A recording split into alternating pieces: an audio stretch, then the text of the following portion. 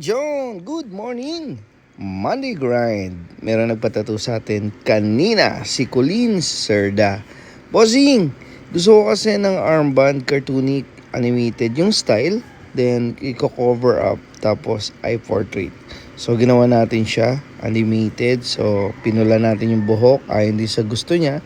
Then, yung flow ng tone is sariling mixing natin. Dito sa C cover up, kailangan kasi right choices of design placement yung hindi na makikita yung dati. So nilaro natin into dark tone. Then cartoony kasi yung gusto niya, kaya naglaro tayo ng ibang kulay para pag nag-healed, hindi pa rin mahalata. Sick na yan, respeto sa dating artist, grabe. Lalo na sa personal, medyo makapal yung pagkaka-tattoo sa kanya.